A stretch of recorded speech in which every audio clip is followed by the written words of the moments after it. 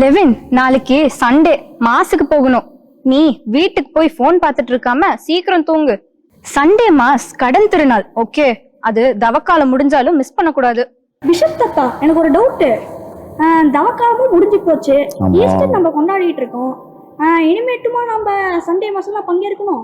Levin, Sunday mass mini ஈஸ்டர்னு நம்மளுக்கு கேட்டிக்ஸம் கிளாஸ்ல sister சொல்லி கொடுத்துருக்காங்க, மறந்துட்டியா? லான்சி சொன்ன மாதிரி சண்டே, ஒவ்வொரு சண்டேவும் ஒரு மினி ஈஸ்டர். ஏன் அப்படின்னா ஏசு எப்போ உயிர்த்தெழுந்தாரு? ஞாயிற்றுக்கிழமை. அப்போ ஒவ்வொரு ஞாயிற்றுக்கிழமையும் இயேசுனுடைய உயிர்ப்பை நம்ம நினைவு கூர்றோம்.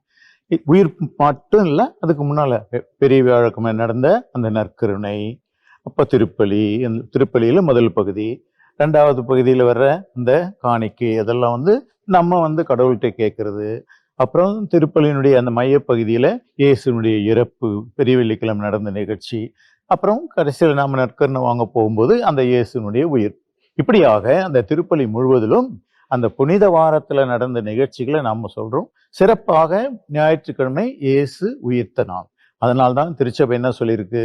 எல்லா கிறிஸ்தவர்களும் ஒவ்வொரு ஞாயிற்றுக்கிழமையிலும் கூட வருஷத்துல 2 நாள் கடன் திருநாள்னு சொல்றாங்க, அந்த நாட்களிலும் திருப்பலிக்கு போக வேண்டும் அப்படின்னு சொன்னாங்க. ஏன்னா என்ன காரணம் அதுக்குன்னா, கிறிஸ்துவ நம்பிக்கை அல்லது கிறிஸ்துவ மதம் அப்படின்றதே எதுல இருக்கு? இயேசுனுடைய உயிர்ப்பினுடைய அடித்தளம். இயேசு உயிர்க்கலைன்னா ஒரு கிறிஸ்தவ மதம் இருக்கிறதுக்கு வாய்ப்பே கிடையாது. அதனால அந்த இயேசுனுடைய உயிர்ப்பை நாம அடிக்கடி நினைவு கூறணும், அடிக்கடி கொண்டாடணும்.